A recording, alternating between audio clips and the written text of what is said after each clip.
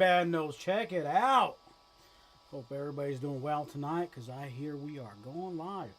I'm testing out some new equipment, so if you feel like the quality of it is improved, well, that's good because I'm successful in all my research.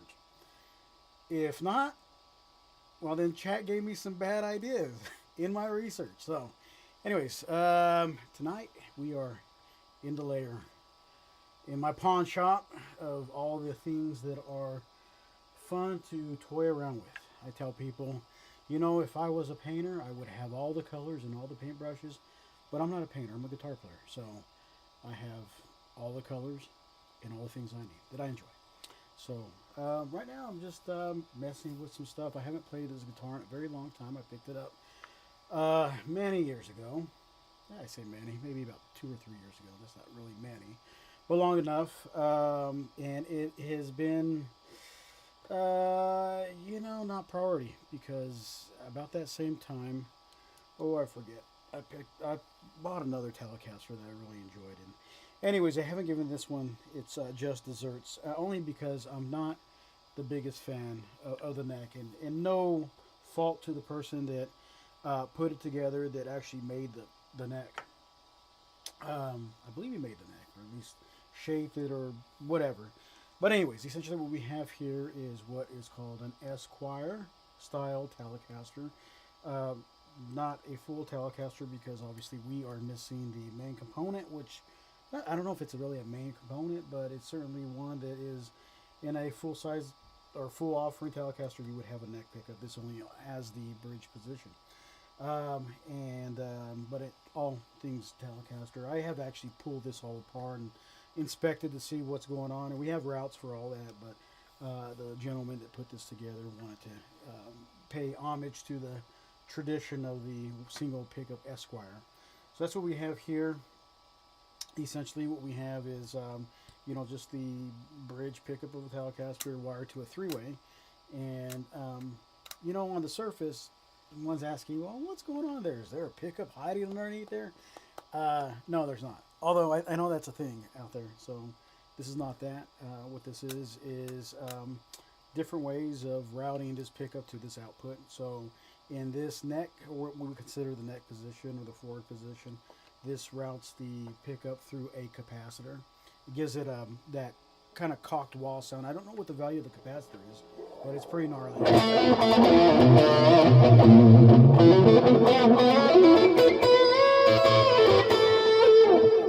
It sounds real nasally. Very useful in at least making the guitar sound a little different.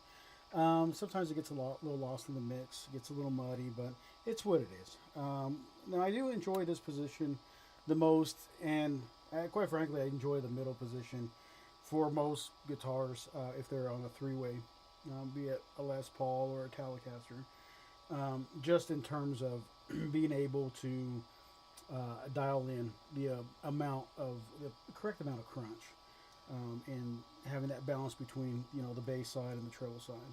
At any rate, but in this particular instrument, this center position wires this bridge pickup to the tone pot, and it's kind of one of those things where you can either set it or forget it, or you can mess with it and kind of do like wah type sounds.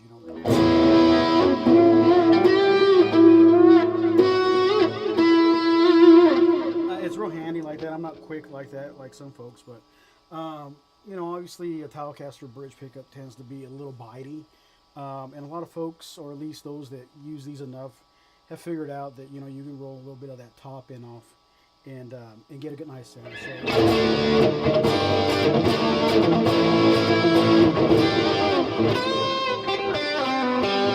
Go for some woman tone here.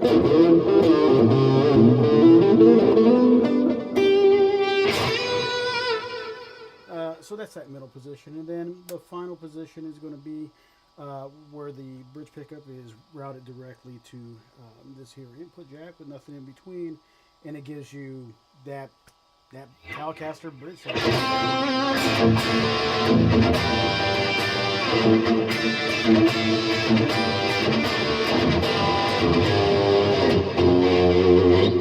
So it does that thing.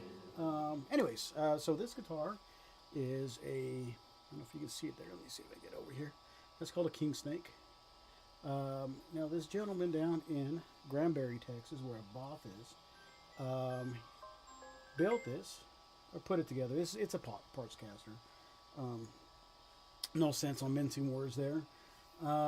He shaped the neck. I'm not sure. I'm pretty sure this is an aftermarket neck of some sort. And obviously he went through and kind of did his thing. And I can appreciate that. It's kind of unique, right? It's what I imagine are the fangs of this king snake here. He actually also went and did. I don't know if you can see that there, but that is his logo. I don't know that he's building anymore. His name is Tyson. Oh, and I don't know Tyson's last name. I was thinking Tyson Fury, but I think that's a character in a video game. At any rate, Tyson out in Granbury, Texas, was building this. I think with another family member, maybe his brother or whatnot.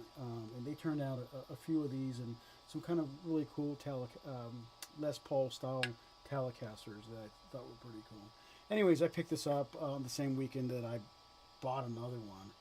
And, about that time, a few years ago, I was really getting the cantankerine for very large neck instruments. And just as I gotten older, I realized that, the shredders, these pointy guitars that I've owned over the course of time, they really started to affect my ability to play long. I started undergoing issues with my thumb. And really, it's just like, I want to say just poor posturing, poor dynamics, but my thumb has a tendency to kind of arc back on a flatter neck, whereas, I kind of equate the large neck instruments to being like big thick pencils that they give little kids to learn how to write. So about that time, I've come up to this one. If for that reason it hasn't gotten a lot of play, not that the neck's not substantial, it's just not substantial enough. This is more of a C profile, and I haven't taken the measurements, but I imagine that probably under 0.8 at the first position, and probably pushing mid 0.85 by the 12. So it definitely has that. And you know what? If I was a much younger player, I probably would gravitate to it. I'm just not there. I'm just not that young anymore. Anyway, so I've started gravitating to like these behemoth necks. This is a blue Saraceno Samick TV20 that has a great big neck. And then I have this other parts caster I picked up along the way. This is my tally paw, I call it. And it got a big old baseball bat on it. This is a 1 inch to 1 inch. So we're looking at 1 inch at the first fret and 1 inch at the 12th fret. There might be a little bit of taper going on, but it's still not much. But it is, it is a beast. I really love the way it plays. It sounds great. It has the TV Jones pickups. But we're not talking about that. Maybe I'll show that in a future video. But anyways, just kind of playing this and testing out the gear here in my space and seeing if things are going to work. Wow. All right. Well, that's it. And I hope everybody is good out there. I wish everybody good night.